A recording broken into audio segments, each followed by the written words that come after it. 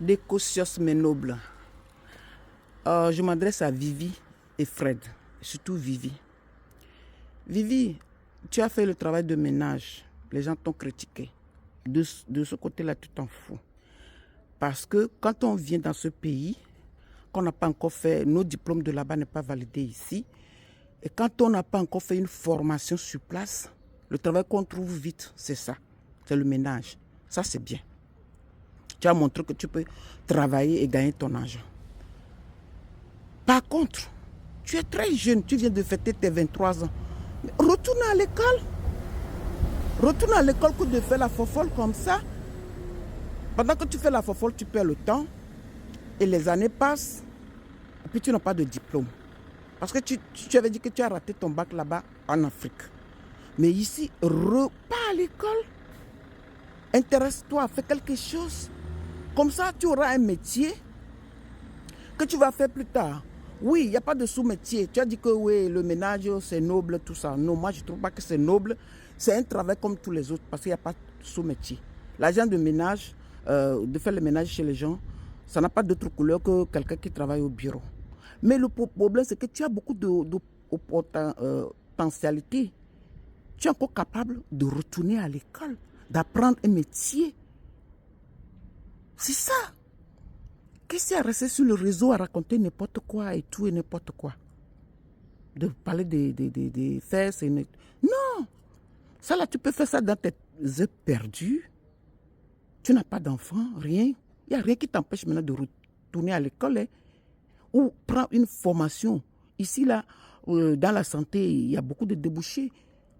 Infirmerie, soignante, des choses comme ça. Avoir un métier.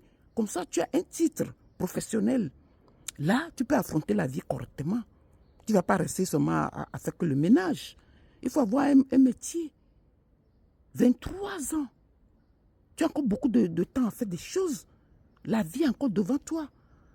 Arrête de faire les grimaces là que tu fais là. Tu ne vas pas continuer à faire que le ménage.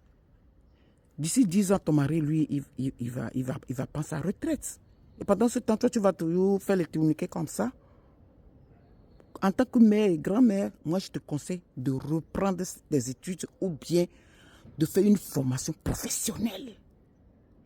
Là, tu sais que tu as un métier dans la main. En plus, un métier que tu as appris à l'extérieur de la Côte d'Ivoire qui va avoir de punch, qui va avoir beaucoup de qualifications. Le jour que tu vas te décider que non, moi je retourne m'installer en Côte d'Ivoire, tu peux exercer encore là-bas. Ça a beaucoup de valeur. Quand tu apprends quelque chose à l'extérieur aussi, plus ce que tu as appris à l'intérieur, ça te fait plus. Ça fait un plus. Mais arrêtez de faire tes tourniquets là. C'est le moment d'aller à l'école. Parce que quand tu vas commencer à avoir des enfants, tu dis que tu n'en veux pas. Maintenant, tu dis encore que tu veux avoir un enfant. Un enfant ici, ça veut dire que tu cours derrière l'enfant là tout le temps. Ou bien quand ton mari sera déjà retraité, quand il a 55 ou 58 ans là. La retraite maintenant c'est 7 ans. 67 ans, je vais dire. Bon, peut-être quand il sera retraité, il va rester à la maison s'occuper de l'enfant pendant que toi, tu vas reprendre ta vie en main. Là, c'est le moment. 3 ans de formation, maintenant 2 ans de formation, même 1 an de formation. Tu deviens une personne considérable dans la société. Arrête de faire la fofolle là. Il faut arrêter de faire la fofolle. Ta maman ne te parle pas. Tu ne vas pas rester en France seulement et faire que le ménage alors que tu étais jusqu'en terminale, tu as raté ton bac. Refais ton bac ou bien oriente-toi dans des formations professionnelles. Ça va t'aider beaucoup. Moi, je te trouve encore bien, forte physiquement. Tu as toute la chance d'avoir un métier en main ici que de faire les tourniquets là sur les réseaux sociaux. Déboussios.